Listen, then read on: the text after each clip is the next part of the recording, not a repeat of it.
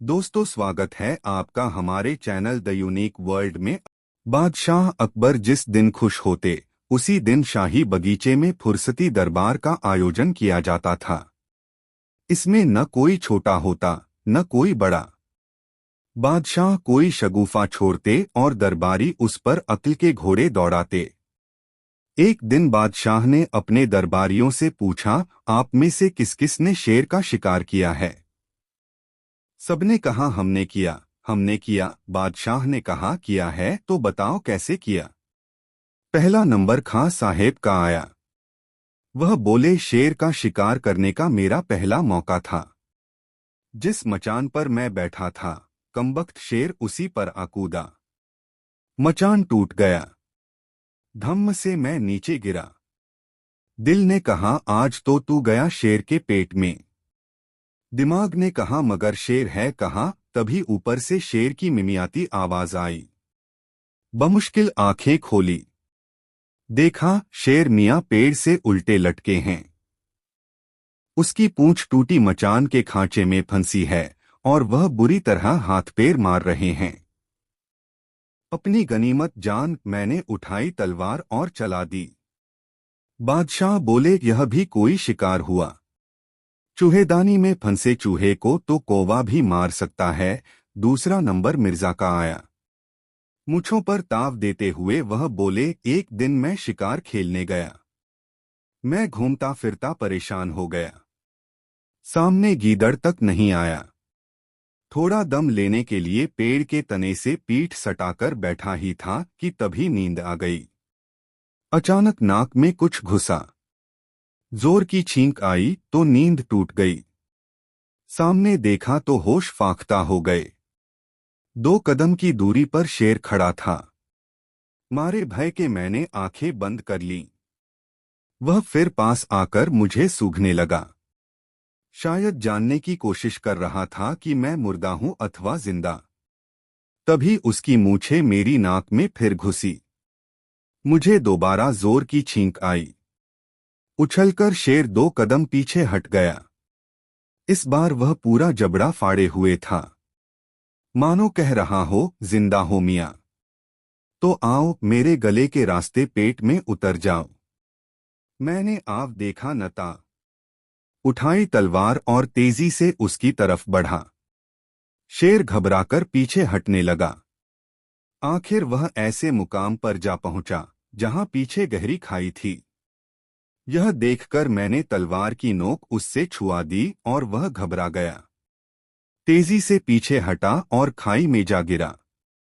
गनीमत यह हुई कि मैंने सही समय पर खुद को संभाल लिया, वरना आप भी उस खाई को आबाद कर देते। बादशाह ने कहा, मगर इसे शिकार कौन कहेगा?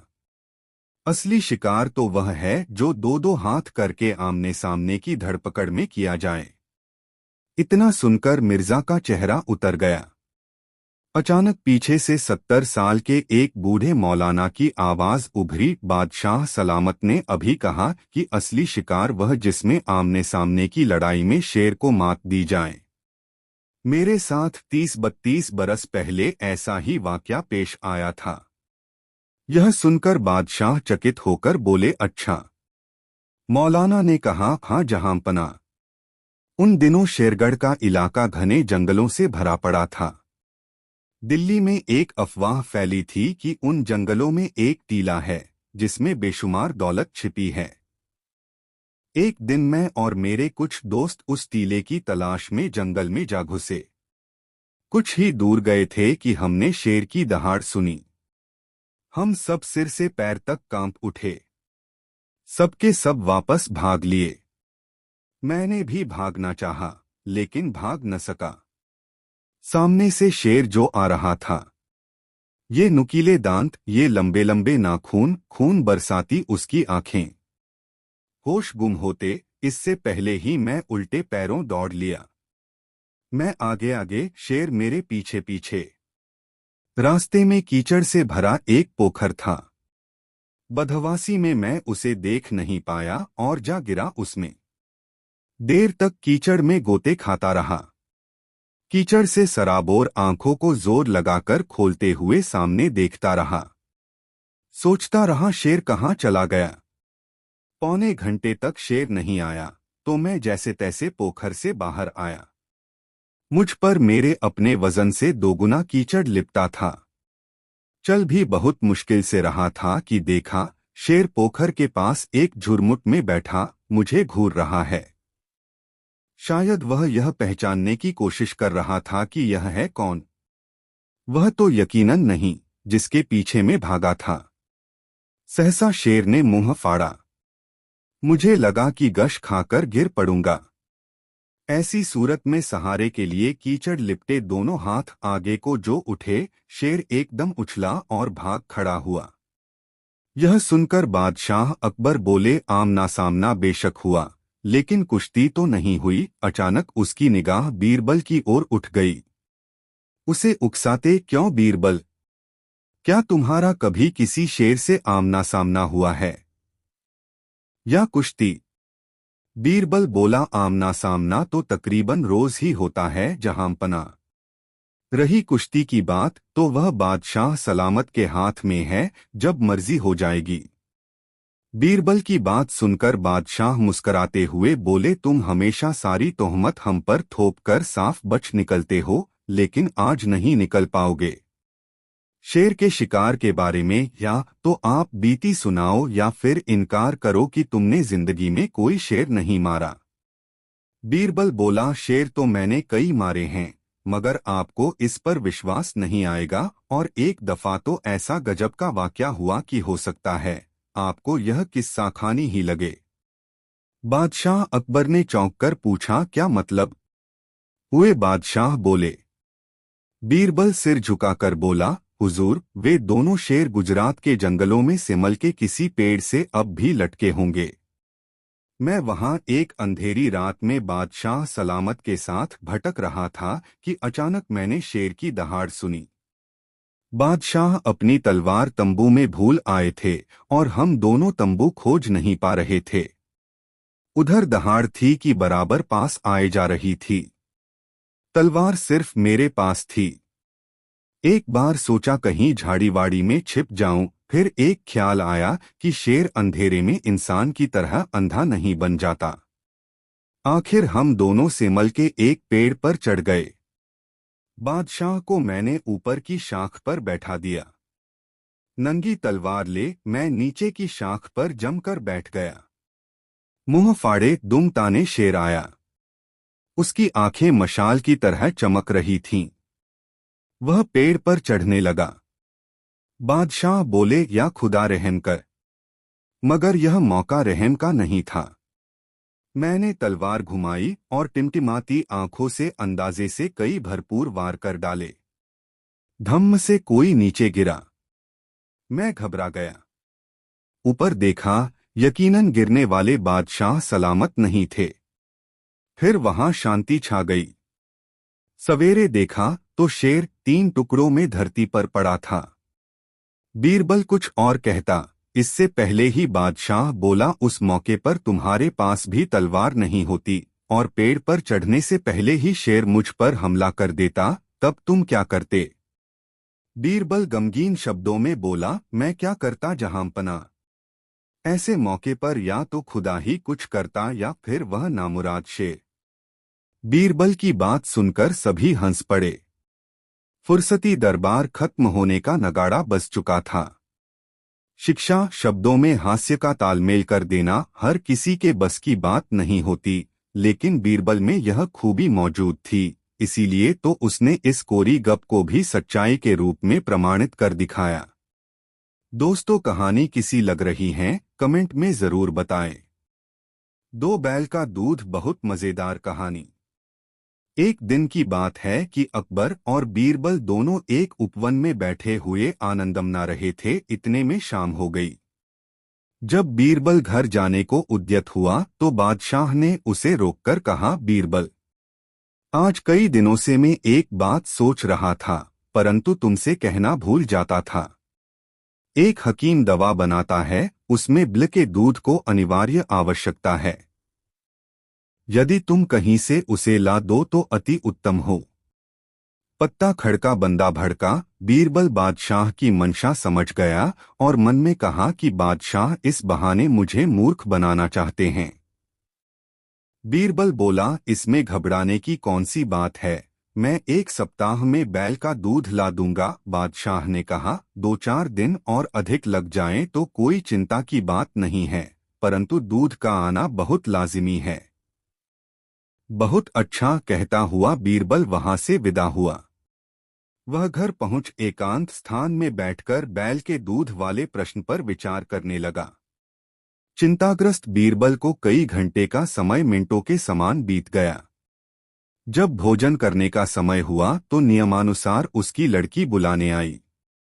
वह अपने पिता का चेहरा उतरा और विचारमग्न देखकर ठिठक गई। जब उसको खड़े कई मिनट व्यतीत हो गए और पिता का ध्यान न टूटा तो वह उद्विग्न होकर पिता से चिंता का कारण पूछा। यद्यपि यह बीरबल की बड़ी लड़की थी और वह इसकी बुद्धिमत्ता की कई बार परीक्षा भी ले चुका था, फिर भी ऐसे गूढ़ विषय में उसे सफलता मिलेगी ऐसी आशा स्वप्न में भी न थी। इसलिए कुछ समय तक उसकी बातों को अनसुनी कर टालमटोल करता रहा। पुत्री के पुनः पुनः अनुरोध करने पर उसे विवश होकर बादशाह का जटिल प्रश्न सुनाना पड़ा। कन्या बोली, पिताजी, यह कौन सी ऐसी कठिन बात है जिसके लिए आप ऐसे चिंताकुल हो रहे हैं। चलिए, भोजन का समय बीता जा रहा है, मैं उसका उत्तर 1 हफ्ते के भीतर ही बादशाह को पहुंचा दूंगी। लड़की के ऐसे उत्तर से बीरबल की चिंता घटी और शाह सकर भोजन करने गया। इस प्रकार जब 2 दिन व्यतीत हो गए तो बीरबल की लड़की ने एक नई तरकीब निकाली। वह ढूंढकर बहुतेरे पुराने वस्त्रों को घर से बाहर निकाल लाई और उनका एक गट्ठर तैयार किया। जब आधी रात का समय हुआ तो उस गट्ठर को सिर पर लादकर नदी तट पर जा पहुंचो और छियो छियो कर वस्त्र पछारने लगी। बादशाह का महल ठीक नदी तट पर बना हुआ था। अर्धरात्रि के समय नींद के प्रथम प्रहर में जब कपड़ा धोने की आवाज बादशाह के कान में पड़ी तो उसकी निद्रा भंग हो गई और पहरे वाले संतरी को पुकार कर बोला, देखो इतनी रात्रि में कौन धोबी कपड़ा छांट रहा है, उसे तुरंत पकड़कर मेरे पास लावो। पहरे वाला सिपाही हुक्म पाते ही कई अन्य सिपाहियों के साथ वहां पर जा पहुंचा जहां से कपड़े धोने की आवाज आ रही थी। वे सब बड़े हैरान और परेशान हुए क्योंकि देखते क्या हैं कि एक सिर से पैर तक अति सुंदरी युवती कपड़े पछाड़ रही है। सिपाहियों ने उसे कई बार पुकार कर बादशाह का हुक्म सुनाया परंतु वह उनकी बातें अनसुनी कर बराबर अपने काम में व्यस्त रही। आखिर एक सिपाही उसके बिल्कुल समीप पहुंचकर बोला, अरे तू कौन है जो इतनी धृष्टता कर रही है और पुकारने पर सुनती भी नहीं। चल, तुझे बादशाह ने बुलाया है। लड़की तो येनकेन प्रकारेण बादशाह के पास पहुंचना ही चाहती थी, परंतु फिर भी अपना अभिप्राय छिपाकर बोली, आप लोग मुझे क्यों दुख देने पर उतारू हुए हैं, लो मैं अपने घर चली जाती हूँ। सिपाहियों ने कहा, खबरदार, तुम्हारा भला इसी में है कि सीधे हम लोगों के साथ बादशाह के पास चलो। लड़की कपड़ों को जहां का तहां छोड़ उनके पीछे हो ली और जब बादशाह के सन्निकट पहुंची तो बड़े अदब से झुककर सलाम की और डरी सो होकर एक किनारे खड़ी ही बादशाह के हुक्म की प्रतीक्षा करने लगो। बादशाह क्रोध से आग बबूला हो रहा था। उसने अपनी लाल लाल आंखें निकाकर पूछा, ए कमबख्त, तू कौन है और इस रात्रि के मध्यकाल में यहाँ कपड़े क्यों धो रही है। लड़की ने देखा कि बादशाह क्रोध से तमतमा गया है, इसलिए कांपती हुई गिड़गिड़ाकर खड़ाती जुबान से बोली, श्रीमान, श्रीमान, मैं तो। बादशाह को उसे घबराई हुई देखकर दया आ गई और उसे सांत्वना देते हुए बोला, तू इतना घबराती क्यों है, यदि साफ दो बतला देगी तो तुझे माफी दी जाएगी, अन्यथा बहुत कष्ट उठाएगी। लड़की ने कहा, पृथ्वीनाथ, मुझे इस समय नितांत आवश्यकता पड़ी है जिस कारण विवश होकर कपड़े धोने आई हूँ। बादशाह ने कहा, ए अभागी, ऐसी कौन सी जरूरत थी जिसके लिए तू इतना परेशान है। लड़की ने उत्तर दिया, क्या कहूँ पृथ्वीनाथ, आज दोपहर में मेरे पिता को लड़का पैदा हुआ है, सो मैं दिन भर तो और कामों में परेशान थी। इस वक्त फुर्सत पाने पर कपड़े धोने आई हूँ, क्योंकि साफ कपड़ों की आवश्यकता आन पड़ी है। लड़की के ऐसे कौतूहलपूर्ण उत्तर को सुन बादशाह बड़ा आश्चर्यचकित हुआ और उसे फटकारते हुए बोला, हेरे नादान छोकरी, तू क्या बकती है? क्या तेरा दिमाग खप्त तो नहीं हो गया है? भला पुरुष को भी कहीं लड़का पैदा होता है। लड़की सुअवसर देखकर विनम्रता पूर्वक बोली, पृथ्वीनाथ, जब पुरुष को लड़का नहीं हो सकता तो बैल को दूध कैसे होगा? बादशाह को अपनी पहली बात स्मरण हो आई। चकित होकर लड़की से पूछा, क्या तू बीरबल की लड़की तो नहीं है?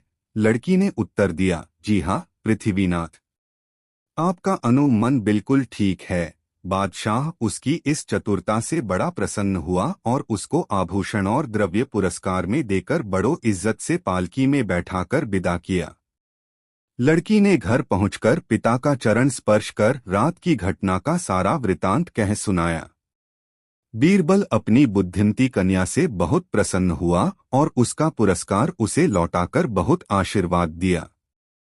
दोस्तों, वीडियो को एक लाइक जरूर कर दे और कमेंट में जरूर बताएं कहानी कैसी लगी। 3 चतुराई और न्याय की मिसाल। मजेदार कहानी। मुगल सम्राट अकबर और उनके नवरत्नों में सबसे बुद्धिमान बीरबल की कहानियां सदियों से भारतीय लोक कथाओं का हिस्सा रही हैं। उनकी चतुराई, बुद्धिमत्ता और हाजिर जवाबी ने उन्हें आज भी लोकप्रिय बना रखा है। यह कहानी अकबर और बीरबल की एक लंबी कथा है, जिसमें बीरबल की चतुराई और न्यायप्रियता का वर्णन है। पहली मुलाकात। बादशाह अकबर का राज्य प्रजा में अपनी न्यायप्रियता और उदारता के लिए प्रसिद्ध था। अकबर की बुद्धिमत्ता को चुनौती देने वाला कोई नहीं था। लेकिन एक दिन एक ब्राह्मण दरबार में आया और उसने बादशाह से अपने न्याय की गुहार लगाई। बादशाह ने पूछा, क्या समस्या है? ब्राह्मण ने कहा, जहांपनाह, मैं एक गरीब ब्राह्मण हूं। मेरे पास एक छोटी सी जमीन है। मेरी जमीन के बगल में एक धनी जमींदार की जमीन है। उसने मेरी जमीन हड़पने की कोशिश की और अब वह मुझसे कहता है कि मेरी जमीन उसकी है। अकबर ने तुरंत अपने दरबारियों से कहा कि इस मामले की जांच की जाए, लेकिन किसी ने भी इस मामले को हल नहीं कर पाया। तब अकबर ने सोचा कि बीरबल को बुलाया जाए। बीरबल आए और उन्होंने मामले को सुना। उन्होंने ब्राह्मण और जमींदार दोनों को बुलाया और कहा, हम एक साधारण परीक्षण करेंगे। हम दोनों की जमीन की मिट्टी को अलग अलग बर्तनों में रखेंगे। फिर हम देखेंगे कि किस मिट्टी में पानी ज्यादा सोखता है। जिस मिट्टी में पानी ज्यादा सोखा जाएगा वही असली जमीन है। बीरबल के इस परीक्षण से स्पष्ट हो गया कि ब्राह्मण की जमीन सही थी, क्योंकि उसकी मिट्टी ने ज्यादा पानी सोखा। इस तरह ब्राह्मण को न्याय मिला और जमींदार की चालाकी सामने आ गई। बीरबल की हाजिर जवाबी।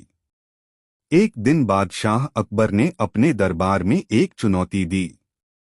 उन्होंने कहा, जो भी इस सवाल का सही जवाब देगा उसे मैं सम्मानित करूंगा। सवाल यह है कि एक आदमी की असली पहचान क्या है? दरबार में सभी दरबारी चुप हो गए। किसी को भी सही जवाब नहीं सूझा। तब बीरबल ने आगे बढ़कर कहा, जहांपनाह, आदमी की असली पहचान उसके कर्म होते हैं। उसके कपड़े, उसकी दौलत, उसका पद सब कुछ अस्थायी होते हैं, लेकिन उसके कर्म ही उसे सच्चे अर्थों में परिभाषित करते हैं। अकबर ने बीरबल के उत्तर से सहमति जताई और उसे सम्मानित किया। न्याय की मिसाल। एक दिन एक गरीब किसान दरबार में आया और उसने बादशाह से अपनी समस्या बताई। उसने कहा, जहांपनाह, मेरे पास एक बैल है। मेरे पड़ोसी ने बैल को चुरा लिया है और अब वह कहता है कि बैल उसका है। अकबर ने बीरबल से इस मामले को सुलझाने के लिए कहा। बीरबल ने किसान और उसके पड़ोसी दोनों को दरबार में बुलाया। उन्होंने कहा, हम बैल को खुले मैदान में छोड़ देंगे। जो भी बैल का असली मालिक होगा, बैल उसके पास खुद जाएगा। बैल को खुले मैदान में छोड़ा गया और वह सीधा किसान के पास चला गया। इस तरह बीरबल ने समझदारी से मामले को हल किया और किसान को उसका बैल वापस मिला। बुद्धिमानी की परीक्षा। अकबर ने एक दिन बीरबल की बुद्धिमत्ता की परीक्षा लेने की सोची। उन्होंने बीरबल से कहा, बीरबल, क्या तुम मुझे एक ऐसा काम कर सकते हो जिससे मैं खुश भी हो जाऊं और नाराज भी? बीरबल ने कुछ सोचा और फिर अकबर को एक साधारण सा चित्र बनाकर दिया। चित्र में एक आदमी था जो आधा गंजा था और आधा सिर पर बाल थे। अकबर ने पूछा, यह क्या है? बीरबल ने उत्तर दिया, जहांपनाह, जब आप इस चित्र को देखेंगे तो आपको हंसी आएगी क्योंकि यह अजीब है, और आप नाराज भी होंगे क्योंकि यह चित्र आपकी शान के खिलाफ है। अकबर ने बीरबल की चतुराई की सराहना की और उसे इनाम दिया। सच्ची मित्रता की परीक्षा। एक दिन अकबर ने बीरबल की मित्रता की परीक्षा लेने की सोची। उन्होंने बीरबल से कहा, बीरबल, मुझे एक ऐसा मित्र दिखाओ जो तुम्हारे लिए अपनी जान भी दे सके। बीरबल ने कुछ दिनों की मोहलत मांगी और अपने मित्र गंगाराम को दरबार में बुलाया। बीरबल ने गंगाराम को सारी स्थिति बताई और कहा कि उसे अपनी मित्रता की परीक्षा देनी होगी। गंगाराम ने सहर्ष सहमति जताई और दरबार में अकबर के सामने उपस्थित हुआ। अकबर ने उसे एक कुएं में कूदने का आदेश दिया। गंगाराम बिना किसी हिचकिचाहट के कुएं में कूदने के लिए तैयार हो गया। अकबर ने उसे रोका और कहा, रुको, यह सिर्फ एक परीक्षा थी। तुम्हारी मित्रता की परीक्षा हो गई है। अकबर ने बीरबल और गंगाराम दोनों की सच्ची मित्रता की प्रशंसा की और उन्हें इनाम दिया। बीरबल का न्यायप्रियता। एक दिन एक अमीर व्यापारी दरबार में आया और उसने बादशाह से न्याय की मांग की। उसने कहा, जहांपनाह, मेरे पास एक कीमती हार था। मैंने उसे अपने नौकर को साफ करने के लिए दिया था, लेकिन अब वह नौकर हार को वापस नहीं कर रहा है और कहता है कि उसने उसे खो दिया है। बीरबल ने व्यापारी और नौकर दोनों को बुलाया और पूछा, क्या नौकर ने हार को खोने की बात कही है? व्यापारी ने कहा, हाँ, उसने कहा है कि हार खो गया है। बीरबल ने नौकर से पूछा, तुमने हार कहाँ खोया?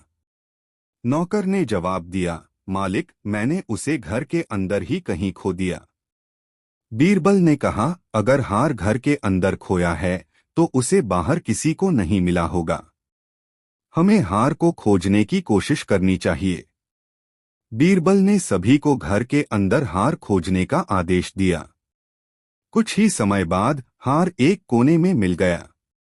इस तरह बीरबल ने न्याय किया और व्यापारी का हार वापस दिलवाया। दोस्तों, बीरबल की चतुराई और न्यायप्रियता की ये कहानियां हमें सिखाती हैं कि बुद्धिमत्ता और सच्चाई से सभी समस्याओं का समाधान संभव है। अकबर और बीरबल की ये कहानियां न केवल मनोरंजन का स्रोत हैं, बल्कि जीवन के महत्वपूर्ण सबक भी सिखाती हैं। बीरबल की हाजिर जवाबी, उनकी सच्चाई और न्यायप्रियता की ये कहानियां सदियों से लोगों को प्रेरित करती आ रही हैं और आगे भी करती रहेंगी। दोस्तों, वीडियो कैसा लग रहा है कमेंट में जरूर बताएं। 3 मर्द के बच्चे, नई मजेदार कहानी। एक बार बादशाह अकबर के दिमाग में यह बात आई कि कोई ऐसी बात बीरबल के सामने रखी जाए जिसकी समस्या का निदान उसके पास न हो। वह देखना चाहते थे कि ऐसे अवसर पर उनकी बुद्धि क्या कार्य करती है। यह सोचकर उन्होंने बीरबल से कहा, एक असाध्य रोग के लिए वैद्यराज जी ने एक दवा बैल के दूध में इस्तेमाल करने की राय दी है। आथा, तुम कहीं से बैल का दूध लाकर दो। बीरबल ने कहा, जैसा हुक्म जहांपना, लेकिन तलाश करने में कुछ समय लग सकता है। बादशाह ने कहा, ठीक है, मैं तुम्हें 2-4 दिन का वक्त देता हूँ। बीरबल छुट्टी लेकर घर जाकर आराम करने लगे। अगली रात को जब बादशाह के सोने का समय हुआ तो बीरबल ने अपनी 18 वर्षीय बेटी को अपनी समस्या बताकर कपड़ों के गट्ठर के साथ यमुना घाट के उस स्थान पर कपड़े धोने के लिए भेज दिया जहां बादशाह का शयन कक्ष था। बीरबल की बेटी ने जाकर आधी रात के समय कपड़े धोने शुरू कर दिए। कपड़े धोने की आवाज सुन बादशाह की आंख खुल गई। उन्होंने सिपाहियों को बुलाकर डांटा और पूछा, जाकर देखो कि कौन व्यक्ति इस समय यमुना में कपड़े धो रहा है, उसे रोका क्यों नहीं गया। वापस लौटकर सिपाहियों ने विनम्र स्वर में बादशाह को बताया, देखने में तो वह एक निहायत खूबसूरत जवान अच्छे कुल खानदान की लड़की नजर आती है। हमने उसे रोका तो उसने हमें डांट दिया। हमने कहा बादशाह सलामत की नींद उचटेगी। तो बोली, जब ऐसा होगा तब देखा जाएगा। बादशाह बोले, बड़ी गुस्ताख नजर आती है वह लड़की। जाओ नगर कोतवाल को तुरंत भेजो और हुक्म दो, अगर वह शराफत से न आए तो उसे गिरफ्तार करके लाया जाए। हुक्म की देर थी। कुछ देर बाद ही एक अनिग्ध सुंदरी बादशाह के सामने हाजिर हो गई। उसे देखकर बादशाह अचरज में पड़ गए। सोचने लगे कि कौन ऐसे माँ बाप हो सकते हैं जिन्होंने ऐसी लड़की को बेखौफ आधी रात के समय निर्जन घाट पर कपड़े धोने भेज दिया। बादशाह ने रोषपूर्ण स्वर में पूछा, ऐ लड़की, तुझे कोई और जगह नहीं मिली थी जो आधी रात को यहाँ महल के नीचे कपड़े धोने चली आई। लड़की ने विनम्र स्वर में कहा, हुजूर, इधर कपड़े धोने मैं इसलिए चली आई क्योंकि मुझे पूरा यकीन था कि बादशाह के महल साये में मेरी इज्जत महफूज रहेगी। उसके बुद्धिमत्तापूर्ण उत्तर से बादशाह अकबर प्रभावित हुए। फिर बोले, चलो, यह बात तो मैंने मानी, मगर कपड़े धोने का और कोई वक्त तुम्हें नहीं मिला। मजबूर थी शाहे आलम, मेरे बाप ने सुबह ही एक बच्चे को जन्म दिया है। मेरी माँ नहीं है, दिन भर देखरेख मुझे ही करनी पड़ी। रात का खाना वगैरह पकाने के बाद मैंने सोचा, अगर गंदे कपड़े रातों रात नहीं धुले तो सुबह उनके इस्तेमाल के लिए कोई कपड़ा न रहेगा। क्या बकती है लड़की, कहीं मर्दों के भी बच्चे पैदा होते हैं? क्यों नहीं हो सकते आलमपनाह, लड़की ने बेझिझक कहा, बैल दूध दे सकता है तो मर्द के भी बच्चे हो सकते हैं। लड़की का उत्तर सुनते ही बादशाह अकबर सन्नाटे में आ गए। क्रोध एकदम मुस्कान में बदल गया। वह बोले, मैं समझ गया दीवान, बीरबल की बेटी के अलावा और कोई नहीं हो सकती। आपने ठीक पहचाना हुजूर आली, मैं आपके दीवान बीरबल की ही बेटी हूँ। इतनी निडरता के साथ इतनी बुद्धिमत्तापूर्ण उत्तर बीरबल की ही बेटी दे सकती है। जाओ, बीरबल से कहो मैंने उन्हें दिया हुआ आदेश वापस ले लिया है। और फिर बीरबल की बेटी को इनाम देकर ससम्मान डोली में बिठाकर उसके घर भिजवा दिया। शिक्षा, इस दुनिया में बुद्धिमान लोगों की कभी कमी नहीं रही है। फिर वह तो बीरबल जैसे विद्वान और हाजिर जवाब व्यक्ति की बेटी थी। जैसा बाप वैसी बेटी। बादशाह को ठीक ही उत्तर दिया गया था। भला कोई बैल भी दूध दे सकता है? दूध दे सकता है तो फिर पुरुष के भी बच्चा पैदा हो सकता है। दोस्तों, वीडियो को एक लाइक जरूर कर दे। 4 बीरबल ने कहानी सुनाई, नई मजेदार कहानी। बादशाह अकबर को कहानी सुनना बहुत पसंद था। रोज रात को कहानी सुने बिना उन्हें नींद नहीं आती थी। कहानी सुनाने के लिए किसी न किसी दरबारी को महल में बुलाया जाता था। प्रत्येक व्यक्ति को बिल्कुल नई कहानी सुनानी पड़ती थी। एक रात बीरबल की बारी आई। उन्होंने सोचा कि हर बार नई कहानी कहाँ से लाई जाए। बादशाह की यह आदत छुड़ानी पड़ेगी। बीरबल रात में अकबर के कक्ष में पहुंचे। बादशाह उनकी प्रतीक्षा कर रहे थे। उन्होंने कहा, आओ बीरबल, आज हमको कोई नई और लंबी कहानी सुनाओ। आज हम बहुत बेचैन हैं। बीरबल आराम से बैठ गए और कहानी सुनाने लगे। हुजूर, एक गांव में एक मालदार किसान रहता था। एक बार उसने मिस्त्रियों को बुलाया और उन्हें एक बड़ा कोठार बनाने की आज्ञा दी। वह चाहता था कि कोठार सब तरफ से बंद हो, उसमें कहीं से भी हवा न जा सके, उसमें खिड़की दरवाजे भी न हो। इस बार जब फसल काटी गई तो किसान ने सारा गेहूं कोठार में भरवा दिया, किंतु एक समस्या पैदा हो गई। मिस्त्री की गलती से कोठार की एक एक दीवार में एक छोटा सा छेद छूट गया। एक गौरैया आई, वह कोठार में घुसी और गेहूं का एक दाना लेकर फुर्र से उड़ गई। अकबर ने पूछा, फिर क्या हुआ? बीरबल ने आगे बताया, फिर एक गौरैया आई, कोठार के अंदर गई और गेहूं का एक दाना लेकर फुर्र से उड़ गई। फिर एक और गौरैया आई, कोठार के अंदर गई और एक दाना लेकर उड़ गई। इस प्रकार बीरबल ने 50 गौरैयों का किस्सा सुना डाला कि कैसे वे अंदर गई और अपनी चोंच में गेहूं का एक दाना लेकर उड़ गई। अकबर ने बीरबल को रोकते हुए कहा, अब बहुत सारी गौरैया दाना लेकर उड़ चुकी, आगे की बात बताओ। जहां पनाह वहां तो हजारों गौरैया थी, मैंने तो अभी सिर्फ 50 का हाल सुनाया है। जब तक सारा कोठरी खाली न हो जाएगा कहानी इसी प्रकार चलती रहेगी।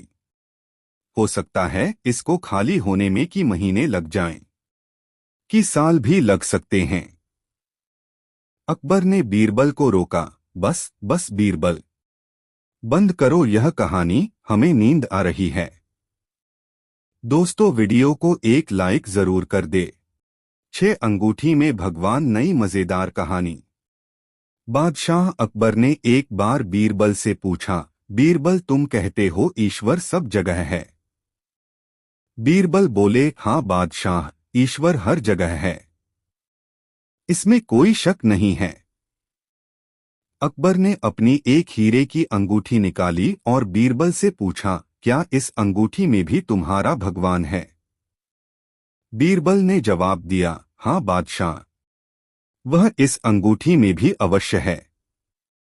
बादशाह बोले, तुम मुझे इसमें दिखाओ। बीरबल के पास कोई जवाब नहीं था। उसने कुछ समय मांगा। बादशाह ने उसे 6 महीने का समय दिया। बीरबल घर पहुंचा, वह परेशान था। वह जानता था कि इस समस्या का कोई न कोई हल तो है, लेकिन वह जानता नहीं था। वह बिना उत्तर ढूंढे बादशाह का सामना नहीं करना चाहता था। वह कमजोर हो गया। इस घटना के कुछ समय बाद एक छोटा भिखारी लड़का उसके घर पर भिक्षा के लिए आया। उसने बीरबल से पूछा, आपको क्या परेशानी है? आप इतने उदास और परेशान क्यों हैं? आप एक बुद्धिमान व्यक्ति हैं। ऐसे व्यक्ति के उदास होने का कोई कारण नहीं हो सकता है। खुशी और प्रसन्नता बुद्धिमान व्यक्ति की विशेषताएं हैं। उस सच, बीरबल बोले। मेरा दिल यह सुनकर खुश हुआ, लेकिन बुद्धिमानी को शब्दों में नहीं बांधा जा सकता। बीरबल ने फिर उसके और बादशाह के बीच हुई पूरी बात बताई। क्या आप इस बात के लिए परेशान हो रहे हैं?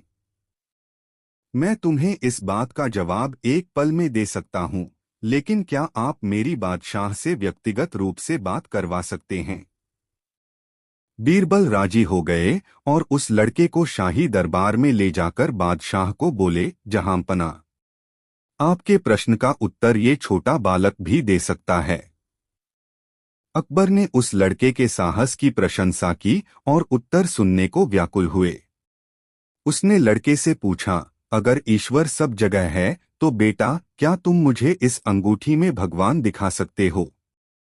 जहांपना, लड़के ने उत्तर दिया, मैं आपको एक पल में उत्तर दे सकता हूं, लेकिन मुझे प्यास लगी है।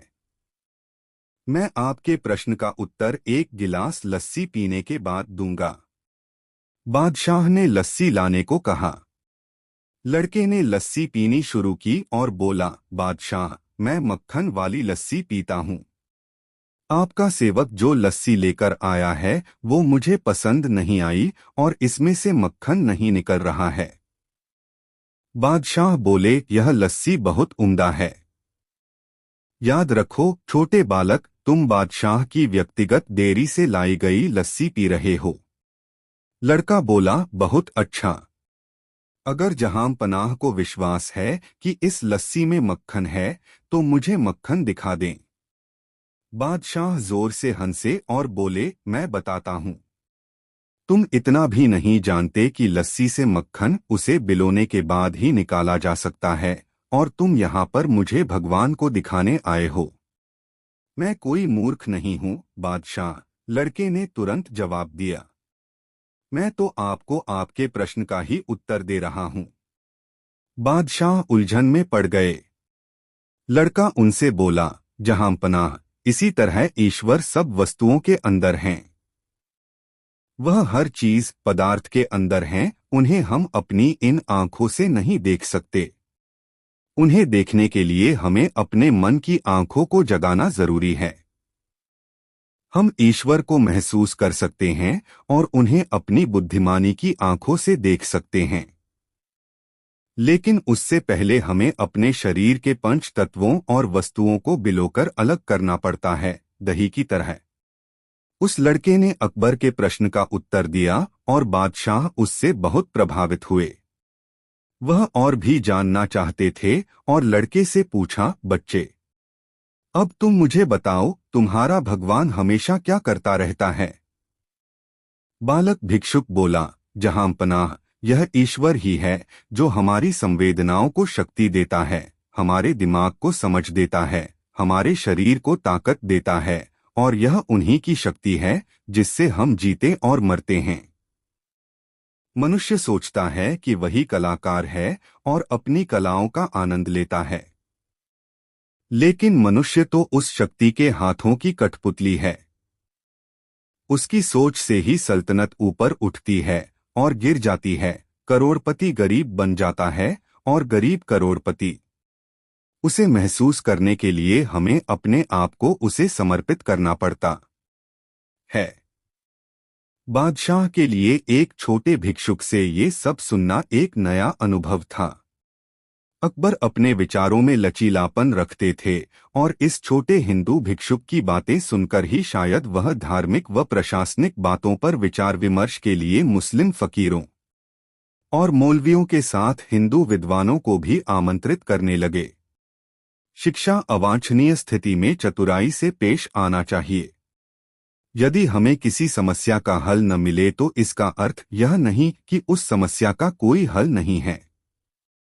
ऐसे में अपने अधीन और साथ काम करने वालों के साथ मिलकर समस्या का हल खोजा जा सकता है। दो लड़के की हठ नई मजेदार कहानी।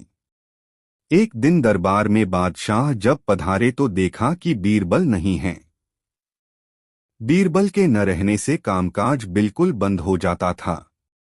आज दरबार में आने के लिए उन्हें ज्यादा ही देर हो गई थी। बादशाह ने अपने सेवक को बीरबल के पास भेजा। बादशाह का संदेश सुनकर बीरबल ने उस सेवक से कह दिया कि चलो मैं आता। सेवक को आए जब आधा घंटा बीत गया तो बादशाह का बड़ा आश्चर्य हुआ। उन्हें बीरबल की प्रतीक्षा असहनीय हो उठी। उन्होंने दूसरे सेवक को भेजा। इस सेवक को भी बीरबल ने वापस कर दिया। सेवक ने आकर कहा, जहां पनाह, वे कह रहे हैं, चलो मैं आता हूं। बादशाह को सुनकर ढाढ़स बंधा। 1 घंटा फिर बीत चला किंतु बीरबल का कहीं पता नहीं था। बादशाह झुंझला उठे। अब बीरबल के विरोधियों को अवसर मिल गया। उन्होंने बीरबल की निंदा करके बादशाह के गुस्से को और भी भड़का दिया। इस बार उन्होंने हथियारबंद 2 सिपाही भेजे और हुक्म दिया कि बीरबल को पकड़कर ले आओ। बादशाह का हुक्म मानकर सिपाही वहां गए, किंतु बीरबल को पकड़कर ले चलना हंसी खेल न था। सब सिपाही भय से कांप रहे थे। डरते डरते एक सिपाही ने बादशाह का संदेश सुनाया। यह सुनते ही बीरबल समझ गए कि देर करना उचित नहीं है। वे शीघ्र कपड़े आदि बदलकर उन्हीं सिपाहियों के साथ दरबार के लिए चल दिए। दरबार में पहुंचकर बादशाह को अदब से प्रणाम करके बीरबल अपने स्थान पर बैठ गए। बादशाह ने बीरबल से हुक्मोदूली का कारण पूछा। बीरबल बोले, आलीजाह, मेरा छोटा लड़का रो रहा था, मैं उसे बहलावा देकर चुप करवाना चाहता था। अभी तक वह शांत न हो सका। यह सुनकर बादशाह बोले, यह तुम्हारी कोरी बनावटी बात है। लड़क को बहलावा देने के बहाने तुम मुझको बहलाते हो। अच्छा बताओ, ऐसी कौन सी बात थी जिसे लड़का नहीं मानता था? जो वह चाहता था उसे दे देते तो लड़का नहीं रोता। तुमने मेरी आज्ञा का उल्लंघन किया।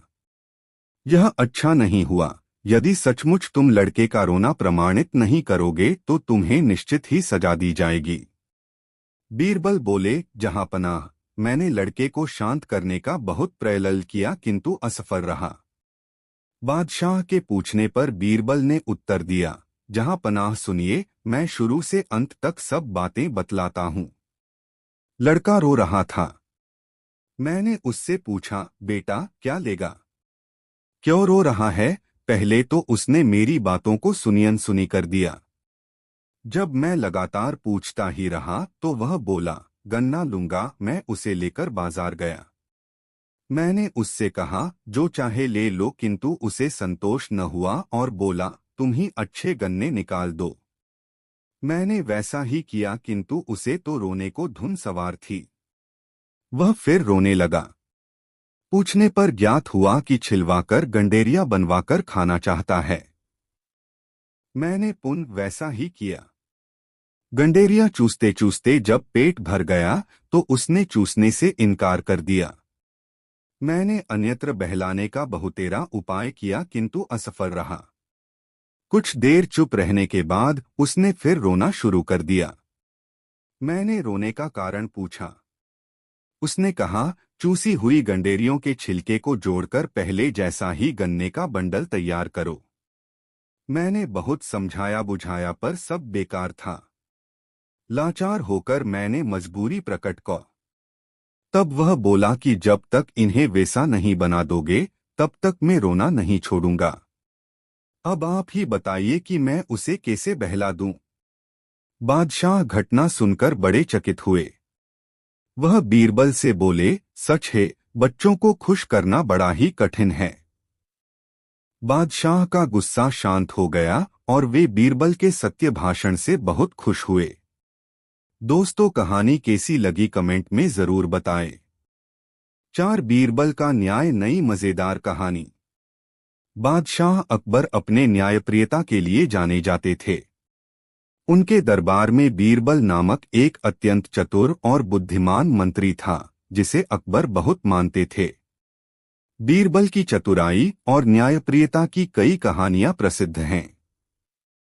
यह कहानी भी बीरबल की न्यायप्रियता का एक उत्कृष्ट उदाहरण है। न्याय की तलाश।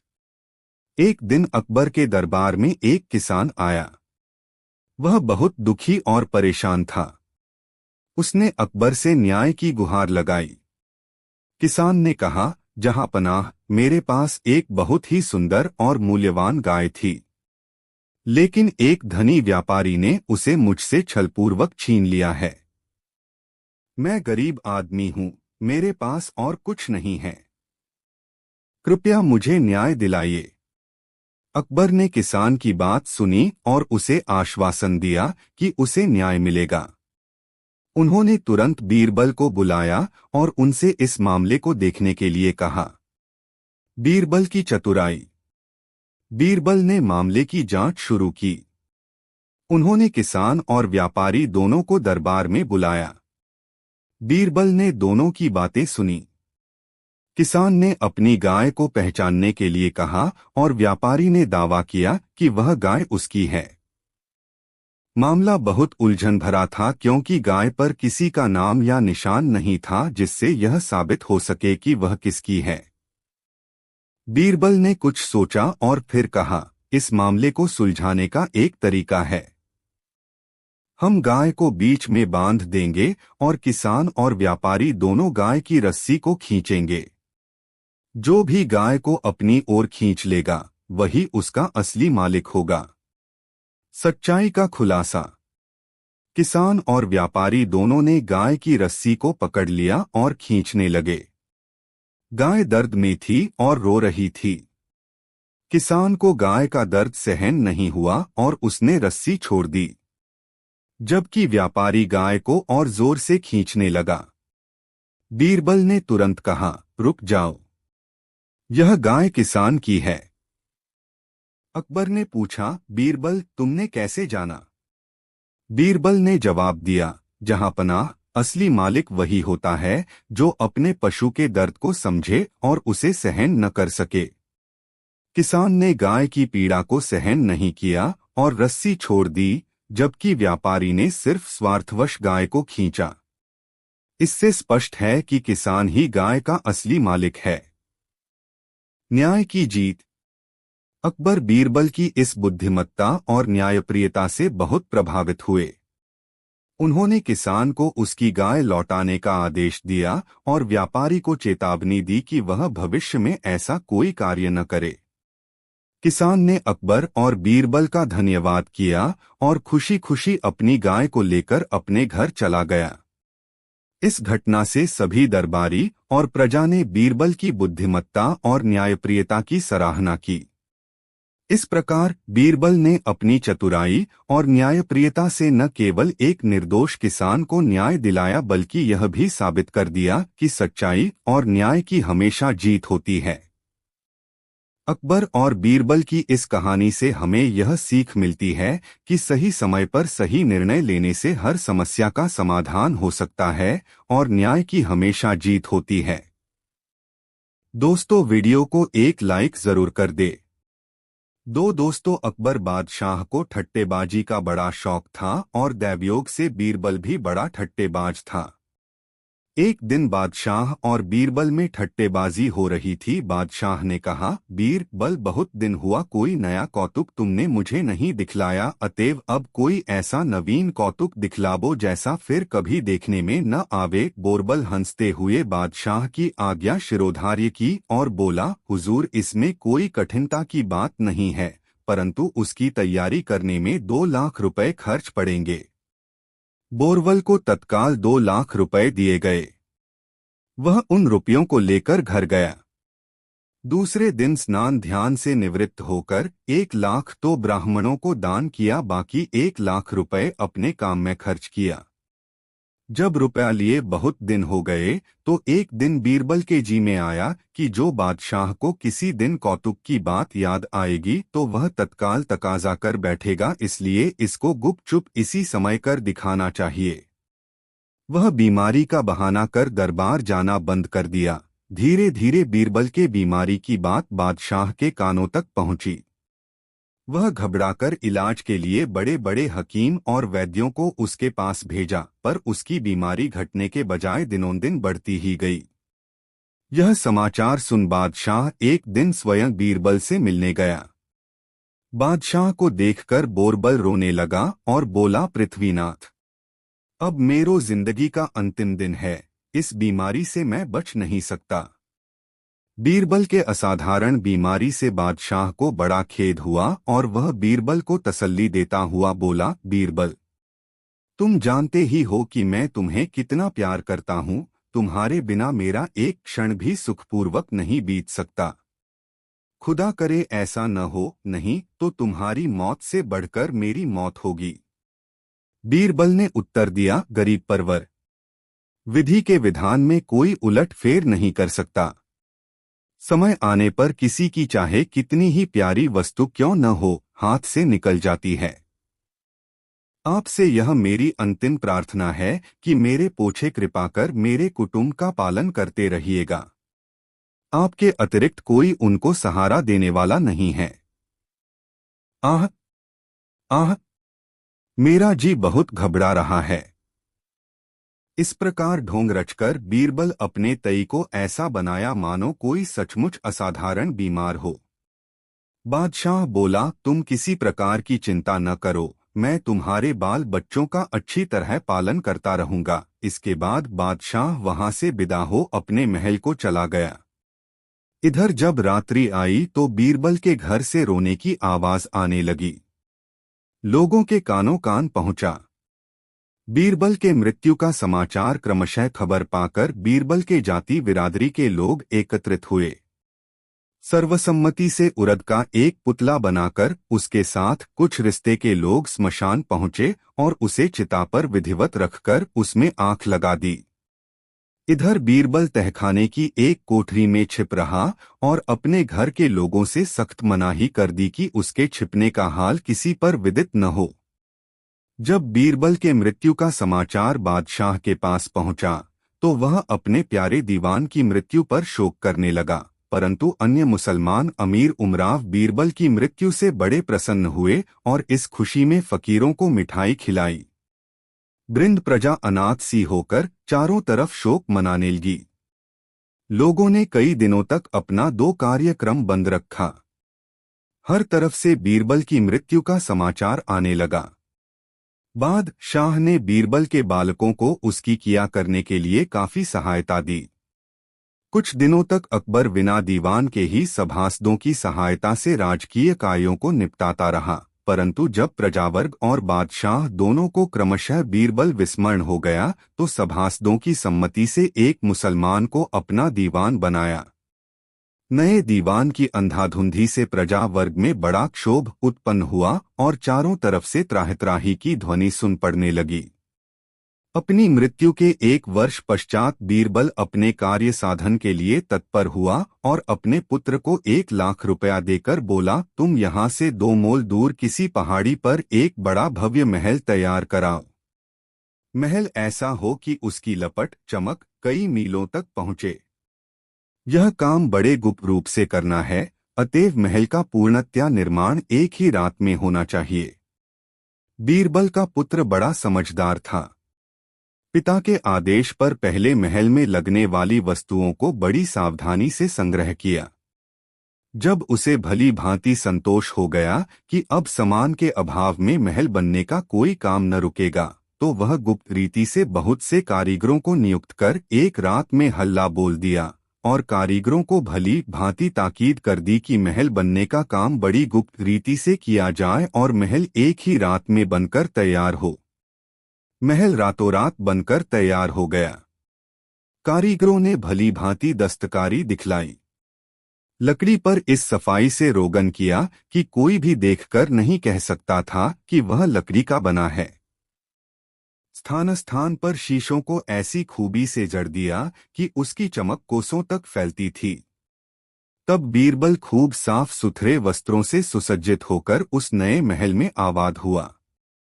सबेरा होते ही वह बड़े ठाट बाट से सजकर नगर में पहुंचा। 1 वर्ष का विश्राम पाकर बीरबल खूब तगड़ा हो गया था। अच्छी सेवा होने से उसके शरीर के अंग प्रत्यंग खिल गए थे। नगर में जाते समय उसे देखकर किसी को बीरबल होने का भ्रम न हुआ। इस प्रकार देखता भालता राजदरबार में जा पहुंचा। एक लब्ध प्रतिष्ठ आगंतुक को देखकर सभासदगण एकटक उसी की तरफ देखने लगे। सभा का काम बंद हो गया, परंतु किसी ने उसको छेड़ा नहीं। अंत में कुछ देर बाद बादशाह ने पूछा, आप कौन हैं? कहाँ से आए हैं और यहाँ आने का क्या प्रयोजन है?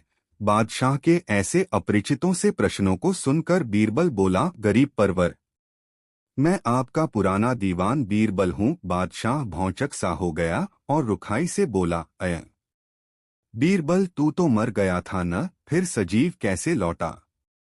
बीरबल ने उत्तर दिया, हुजूर, मैं मर तो गया था, परंतु जब स्वर्ग लोक को गया तो इंद्र मुझ पर प्रसन्न होकर मुझे अपना मंत्री बना लिया। तब से मेरा दिन बड़ा सुखपूर्वक बीतता है। मेरी सेवा के लिए अप्सराएं नियुक्त हुई हैं। सर्वदा खाने को उत्तमोत्तम पदार्थ और पान करने के लिए अमृत प्रस्तुत रहता है। बीरबल की ऐसी बातें सुन बादशाह ने पूछा, तो ऐसे आनंद उपभोग को छोड़कर तुम्हारा यहाँ आना कैसे हुआ? बीरबल ने बड़ी विनम्रता से उत्तर दिया, पृथ्वीनाथ, आप हमारे पुराने अन्नदाता हैं। यह स्मरण कर इंद्र से मोहलत लेकर आपसे मिलने आया हूँ। आपके किए हुए उपकार मेरे हृदयपट पर अंकित हैं, इसीलिए आपके निमित्त स्वर्गलोक से एक उत्तम महल और एक परी साथ लाया हूँ। उपरोक्त दोनों चीजें यहाँ से थोड़ी दूर एक पहाड़ी पर छोड़ आया हूँ। यदि आप वहां तक चलने का कष्ट करें तो मैं उन्हें आपको दिखला दूं। बीरबल की बातें बादशाह को सच्ची मन में अनुमान किया। जब बीरबल मर जान पड़ी, उसने गया था तो बिना प्रयोजन के हुए लौटकर कैसे आया, और आया भी तो परी और महल इसके हाथ कैसे लगा। निःसंदेह बीरबल सत्य कहता है। उन चीजों की परीक्षा के लिए नए दीवान और कुछ अन्य प्रतिष्ठित लोगों को उसके साथ भेजा। बीरबल सबके साथर चलकर उस पहाड़ी के समीप जा पहुंचा और उन लोगों को दूर से अंगुली का इशारा करके बोला, देखो वह 7वें खंड पर बैठी हुई परी हम लोगों की तरफ ध्यानपूर्वक देख रही है। अधिक आदमियों को एक साथ अपने ही तरफ आते देखकर उसे ताज्जुब हो रहा है। उसका चंद्रमुख कैसा चमक रहा है। उसकी विखरी लटें क्या ही काली नागिन के समान लपलपा रही हैं। आदि आदि कई प्रकार के चकमे देकर बड़ी मुलायमी से पूछा, क्यों वे सब बातें अब तक आप लोगों को दिखलाई पड़ी वा नहीं? यदि न दीख पड़ती हों तो अभी मौका है, उन्हें भली भांति देख लें। ये सब बातें आप लोगों को बादशाह से कहनी पड़ेंगी। फिर किसी प्रकार होला हवाली करने से काम न चलेगा। बीरबल के साथ एक से एक सुप्रतिष्ठित नागरिक और दरबारी भेजे गए थे। वे ऐसी कौतूहल भरी वार्ता सुन मन में कहने लगे, हो न हो यह बीरबल प्रेत होकर आया हो, क्योंकि सिवा महल के इसकी बतलाई एक बात भी हमें नहीं दीख पड़ती। बीरबल के बारंबार पूछने पर उन लोगों ने एक स्वर से कहा, अफसोस हमें सिवा महल के और कुछ भी नहीं दीख पड़ता।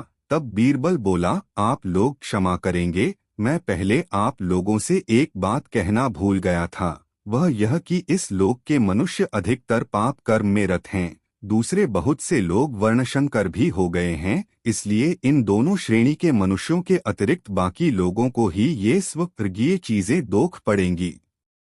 एक बार फिर से देखकर आप लोग सत्यासत्य का निर्णय कर लें।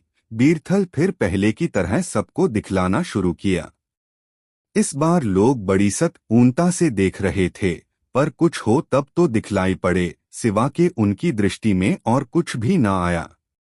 परंतु शंकर बनने के भय से सब लोगों ने परी का दिखलाई पड़ना स्वीकार किया और एक साथ ही बोल उठे, वाह वाह, क्या कहना। जो परी का नाम सुना था सो आज प्रत्यक्ष देखने में आई। ऐसो वारांगना आज तक मृत्युलोक में किसी को दृष्टिगत न हुई होगी।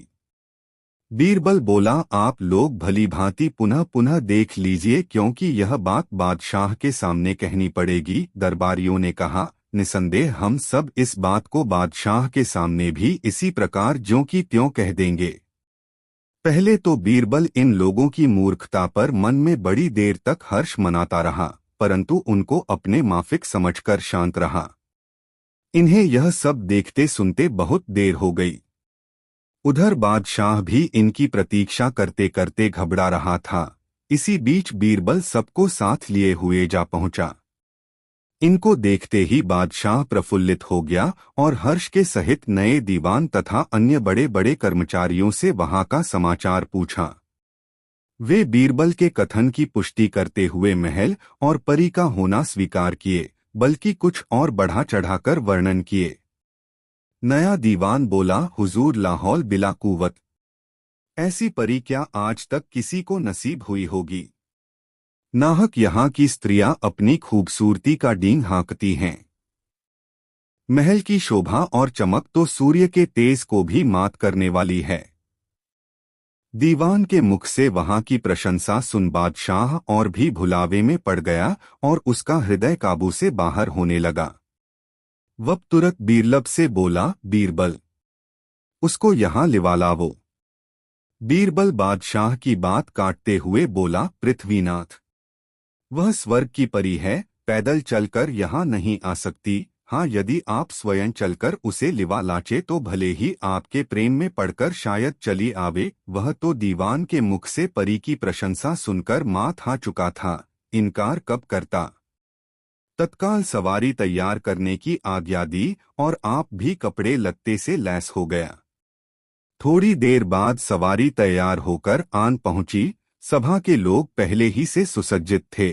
सब लोग नगर से बाहर निकले। जिस समय बादशाह की सवारी इस ठाट बाट से निकली देखते ही बनती थी। अगर कोई अपरिचित मनुष्य उस समय के समाज को देखता तो उसकी और उसके वैभव की भूरी दो प्रशंसा करता। मध्याह्न में बादशाह पहाड़ी के समीप जा पहुंचा। धूप बड़ी तेज पड़ रही थी।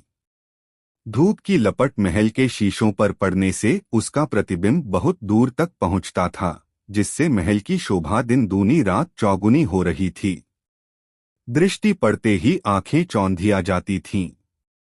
बादशाह ऐसे अपूर्व महल को देख सारे महलों की उत्तमता भूल गया और बीरबल के आग्रह से अपनी मंडली सहित पहाड़ी पर चढ़ने लगा। थोड़ी देर चलकर महल के नीचे जा पहुंचा और महल की सुंदरता देखने लगा।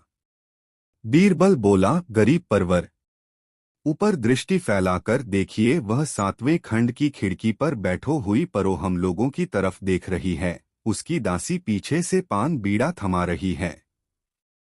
यह दासी क्या है, मानो सुंदरता की सीमा है। इसकी जोड़ की सारे महल में एक भी बेगम नहीं है। वह परी का क्या कहना।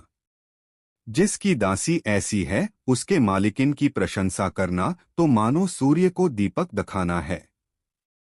बारंबार उंगली का संकेत कर उसे दिखलाने लगा। फिर भी कुछन देख पड़ने पर बादशाह ताज्जुब से बोला, आप न जाने क्या देख रहे हैं, मुझे तो कुछ भी दिखलाई नहीं पड़ता। बीरबल बोला, यदि आपको मेरे कहने पर विश्वास नहीं पड़ता तो आप अपने दीवान और अन्य मुसाहिबों से पूछ लीजिए। वे लोग तो पहले ही से बोर बल के पंजे में पड़ चुके थे। एक स्वर से परी का दीख पड़ना स्वीकार किया और बादशाह को उसके न दिखाई पड़ने पर आश्चर्य प्रकट करने लगे। बादशाह विचार सागर में लहरें मार रहा था। उसका मन नितांत चंचल हो रहा था। इसी बीच बीरबल ने कहा, पृथ्वीनाथ, मैं पहले आपसे एक बात कहना भूल गया था। वह यह कि स्वर्गीय वस्तुएं यहाँ के निवासियों को बड़ी कठिनता से दीख पड़ती हैं, कारण कि आजकल अधिकतर लोग वर्णशंकर हो गए हैं और वर्णशंकरों को स्वर्गीय वस्तुएं स्वप्न में भी नहीं दृष्टिगत होती। प्रत्यक्ष की तो बात ही निराली है। आपको खूब दृष्टि गड़ाकर ध्यानपूर्वक देखना चाहिए। देखिए, द्विज का चांद थोड़े अरसे के लिए अवश्य उदय होता है, परंतु सभी देखने वाले उसको नहीं देख पाते। हाँ, जो जन्मजा कुलीन और कर्म से पवित्र होते हैं वे उसे तुरंत देख लेते हैं। बीरबल की इन बातों से बादशाह और घबराया और मन में कल्पना करने लगा, सबको तो वह स्वर्ग की परी और उसकी दासी प्रत्यक्ष दिखलाई पड़ती है और मुझे नहीं, इसका क्या कारण है। हो न हो, मैं हो वर्णशंकर हो। अब तक मैं अपने को वर्णशंकर नहीं समझता था, परंतु आज इस स्वर्ग की परी के सामने परीक्षा होने पर मुझे अपना वर्णशंकर होना निश्चित हो गया। मेरे ऐसे पतित जीवन को कोटिशः धिक्कार है। अब मुझे इस भेद को छिपाना आवश्यक है, नहीं तो प्रजावर्ग में मेरो बड़ी अपकीर्ति फैलेगो। मुँह पर तो सब वाह वाह करेंगे, पीछे वर्णशंकर समझकर मेरी हंसी उड़ावेंगे। इतने में बीरबल फिर अंगुली का संकेत करता हुआ बोला, देखिए दो पृथ्वीनाथ, वह चंद्रा नना बैठी है और उसकी दासी बगल में खड़ी है। बादशाह ने लाचार होकर उसकी बात मान ली और बोला, हाँ, अब की बार वह मुझे प्रत्यक्ष दोस्त्र पड़ी। वह खिड़की में खड़ी होकर इधर को ही देख रही है। बादशाह को परी का देख पड़ना स्वीकार करने पर बीरबल सब सभासद और नए मंत्री के सहित महल के चौथे खंड पर गया। वहां पर पहले से मुलायम कोच और मखमल की तकिया सुसज्जित रखी जा चुकी थी। बीरबल बादशाह को कोच पर बैठाकर उनसे गपाष्टक मारने लगा, पर यह बात बादशाह को पसंद नहीं आती थी। उसका मन तो परी के देखने में लगा था। वह तत्क्षण बादशाह के मन की बात ताड़ गया।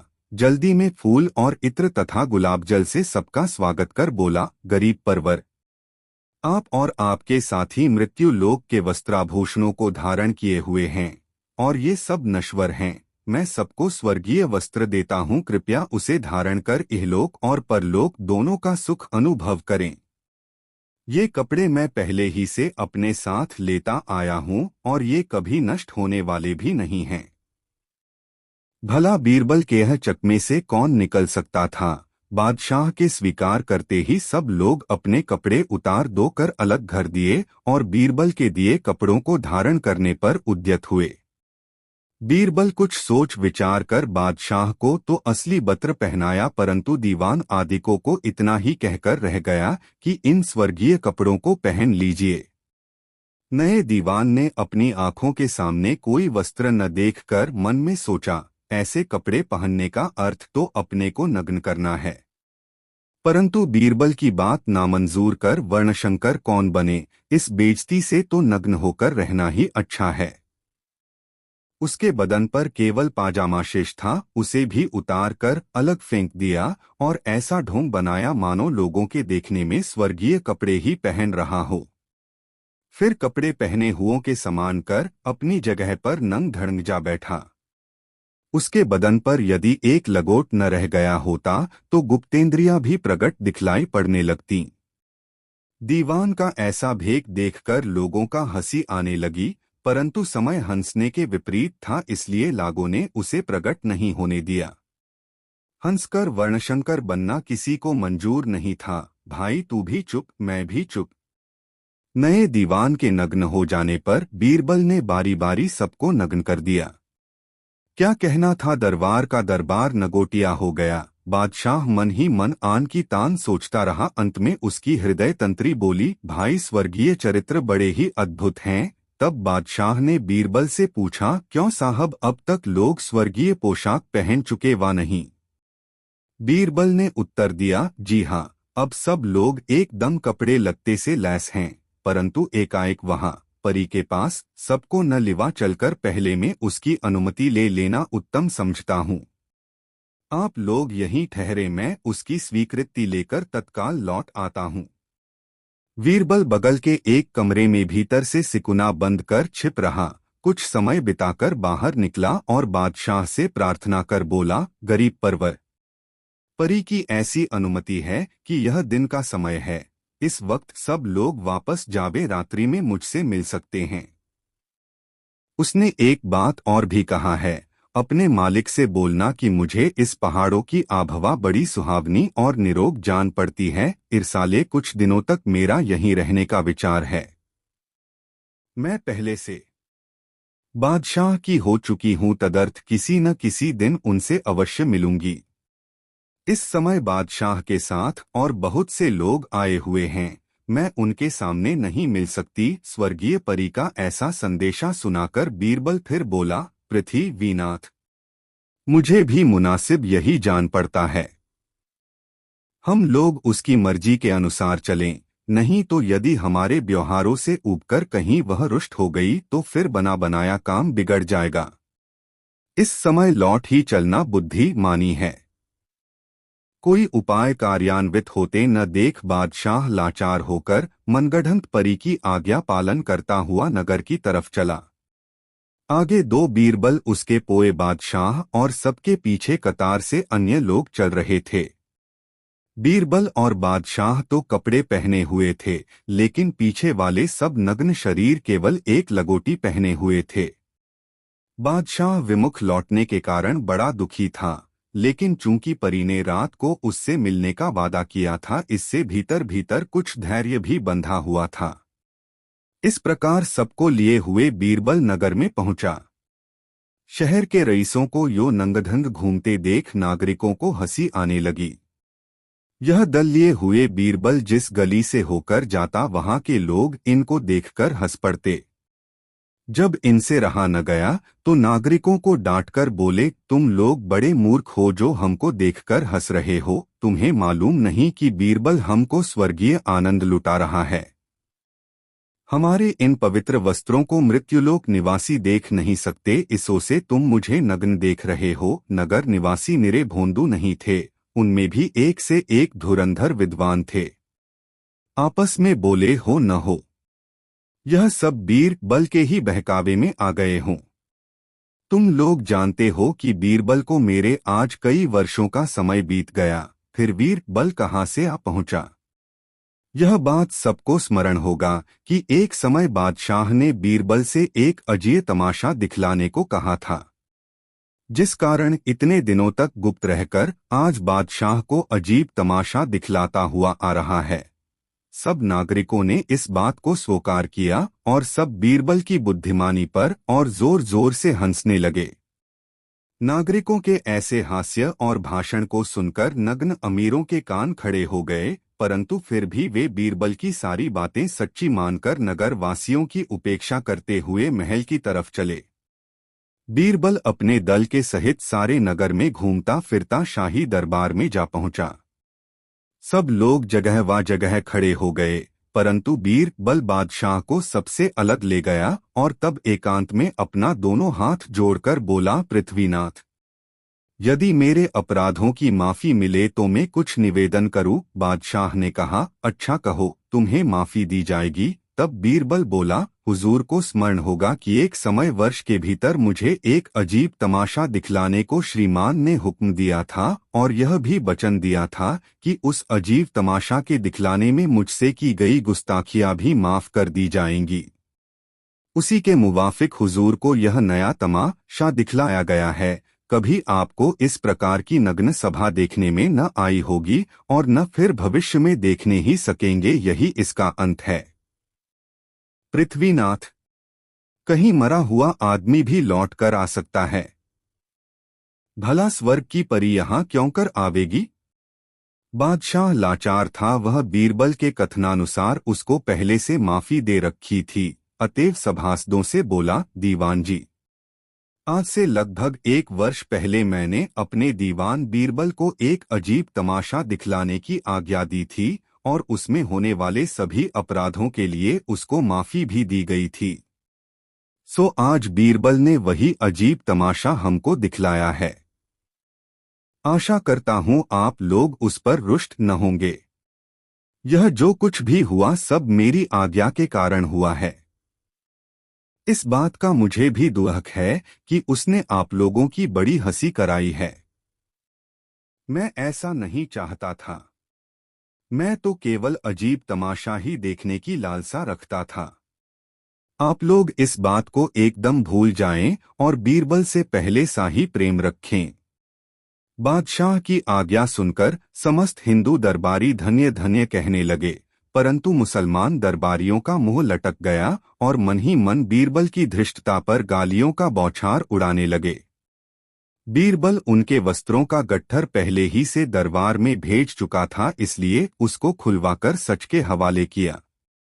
सब लोग असलो वस्त्र धारण कर अपनी दो जगहों पर जा विराजे और सभा का दूसरा कार्यारंभ हुआ। दोस्तों, कहानी कैसी लगी कमेंट में जरूर बताएं। ऐसी और नई मजेदार कहानी सुनने के लिए हमारे चैनल द यूनिक वर्ल्ड को सब्सक्राइब जरूर करें। वीडियो अपने मित्रों को जरूर शेयर करें। वीडियो देखने के लिए धन्यवाद।